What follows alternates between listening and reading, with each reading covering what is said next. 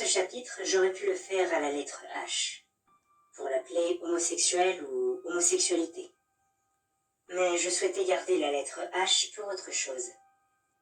Et vu qu'à l'origine je cherchais pour la lettre G, je me suis dit que ça ferait l'affaire. Et donc, alors que je cherchais ce que je pourrais raconter durant ce chapitre, j'ai fini par trouver cette histoire, qui fait un peu le lien entre le dernier chapitre et le prochain que vous découvrirez en temps voulu. Mais du coup, rentrons dans le vif du sujet. Pour ma part, je n'ai jamais eu de problème avec le concept d'homosexualité. Après tout, techniquement, j'ai eu 2 mères qui m'ont chacune élevée seule. Donc, déjà le fait d'avoir 2 parents du même sexe ne m'a jamais vraiment choquée.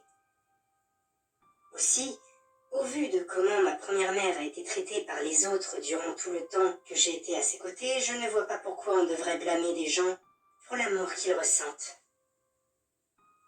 Enfin, les gens qui ne font pas partie de la norme ont depuis toujours été marginalisés, voire pire.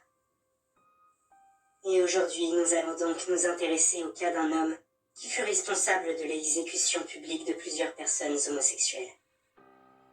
Comme pour beaucoup à l'époque, ce genre de choses n'était que perversion, en particulier en ce qui concerne l'homosexualité masculine, qui au fil du temps a été de moins en moins tolérée.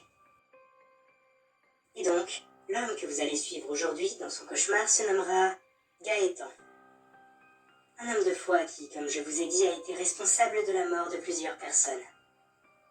Et pour ceux qui n'auraient pas suivi le journal du prisonnier, vous avez été témoin jusque-là des cauchemars où j'effaçais simplement la mémoire de mes victimes. Mais pour ceux qui suivent les histoires du village depuis le début, vous savez que je pouvais faire bien plus. De fait, après avoir créé le cauchemar de Gaëtan, j'ai modifié ses souvenirs pour que ce monde lui soit familier, qu'il a l'impression d'en avoir toujours fait partie.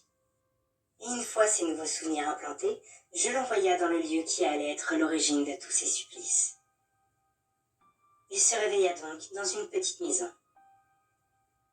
Pour information, l'époque où il a été enlevé était encore dans la période médiévale. Donc, bien évidemment, à l'époque, ne connaissant pas le monde moderne et n'ayant aucune idée de ce que pouvait être le futur, je l'ai mis dans un décor que je connaissais. Et donc, après son réveil, comme tous ceux à qui j'avais modifié la mémoire, il entamait une routine où il se décrassait, s'alimentait et se préparait avant d'aller travailler. Et jusque-là, rien de différent de notre monde. Du moins, jusqu'à ce qu'il sorte de chez lui. Dès l'instant où il quitta sa petite demeure, il suivit un itinéraire particulier, qui n'était suivi que par des hommes. Et plus loin, les femmes suivaient un itinéraire qui leur avait été réservé.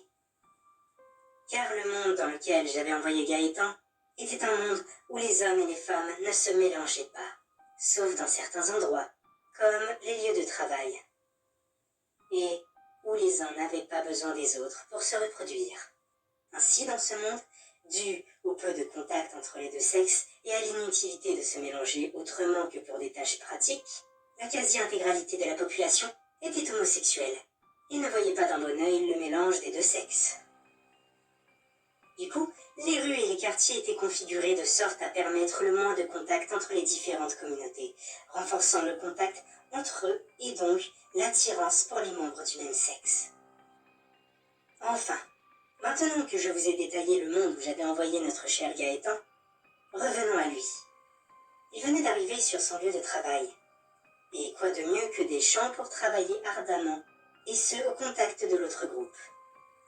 Car dans ce monde, majoritairement homosexuel, je l'avais laissé avec son attirance pour les femmes. Ainsi, il allait vivre l'expérience de vivre comme un paria, un marginal. Surtout que je connaissais ses goûts en matière de femmes.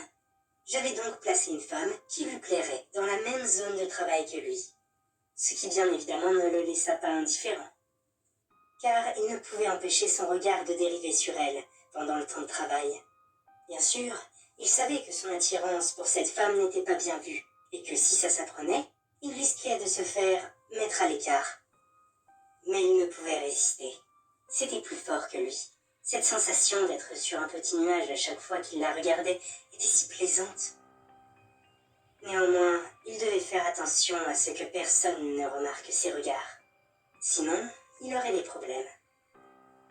Sauf que vous vous doutez bien que dans un monde sous mon emprise, j'avais juste besoin d'utiliser un des pantins que j'avais placé pour démarrer son supplice.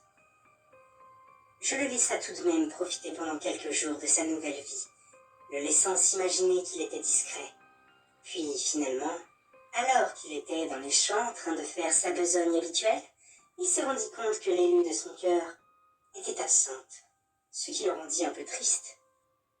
Mais il n'était pas au bout de ses peines, car au bout de quelques minutes de travail, des personnes vinrent le voir et lui demandèrent de le suivre.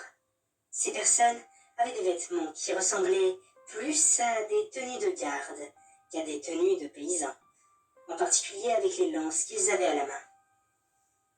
Gaëtan les suivit donc sans faire d'histoire jusqu'à une bâtisse plus imposante au centre de tous les champs. Les gardes lui demandèrent d'entrer, ce qu'il fit. Et une fois à l'intérieur, il vit comme un rassemblement de plusieurs personnes qui le dévisageaient.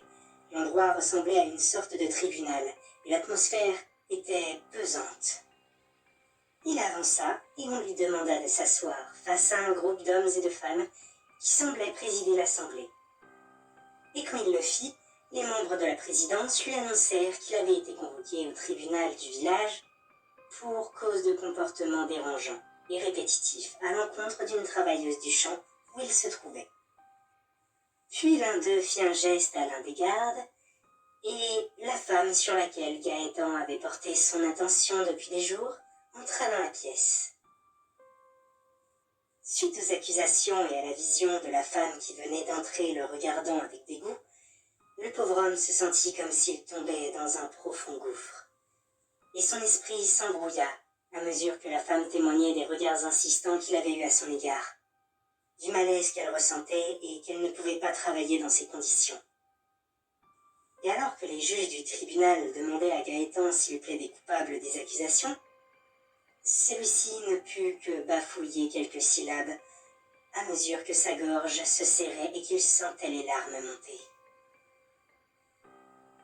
Il le savait, sa vie était finie. Quoi qu'il arriverait désormais, le fait qu'il soit attiré par les femmes allait se savoir très vite avec les gens présents, qui allaient sûrement en parler. Et finalement, le verdict et la sentence tombèrent. Il fut déclaré coupable et condamné à travailler à l'écart de tous dans une nouvelle zone. Suite à ça, les gardes de tout à l'heure attrapèrent Gaëtan et le ramenèrent chez lui, car il était incapable de bouger ou de parler. Son cerveau était tout embrouillé et il sentait comme une pression au cœur et au ventre. Il voyait toute sa vie gâchée. Partout où il irait, les gens le regarderaient avec dégoût. D'autres parleraient de lui dans son dos. Certains n'hésiteraient pas à s'en prendre à lui physiquement. Il serait toujours isolé, toujours rejeté, toujours seul. Finalement, il prit une ultime décision, refusant le destin qui l'attendait. Il prit une corde et finit par se pendre avec dans sa maison, sa conscience s'éteignant en même temps que je brisais son âme. Il n'a pas duré bien longtemps avant de sombrer, mais je pense qu'avant de mourir, il a compris la souffrance qu'il avait infligée à tous les pauvres malheureux qui ont vu leur vie ruinée par sa faute. Personnellement, je n'ai jamais compris cette haine que certains ont envers la sexualité des autres. Mais bon, j'ai un rapport au sexe plutôt particulier en ce qui me concerne. Vu que, déjà, quand j'étais petite, dû au travail de ma mère, je savais ce qu'était le plaisir de la chair. Aussi, je n'ai jamais vraiment été témoin de ce qu'était l'amour le vrai. Je ne connaissais que l'acte bestial que les porcs du village originel pratiquaient avec ma mère. Ce qui ne me donna pas vraiment envie, même à l'âge où en général les hormones se réveillent. Et puis j'étais bien trop obnubilée par ma vengeance pour y penser. Et maintenant, disons que je n'en ressens ni le désir ni le besoin.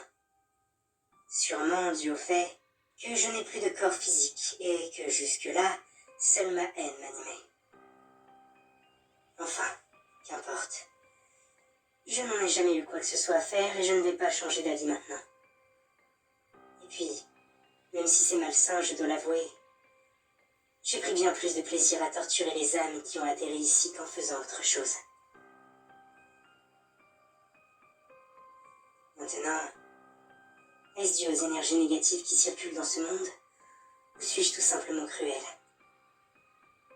J'ai peur de la réponse que je pourrais avoir. Car si je suis naturellement cruel, je ne serai pas vraiment différente de toutes les ordures qui ont fini ici. Je devrais arrêter de me prendre la tête pour l'instant. J'ai des choses plus importantes à faire pour le moment. Comme continuer mon journal et découvrir ce que veut la cauchemardesque, et m'occuper d'elle si elle est néfaste. Continuons les recherches.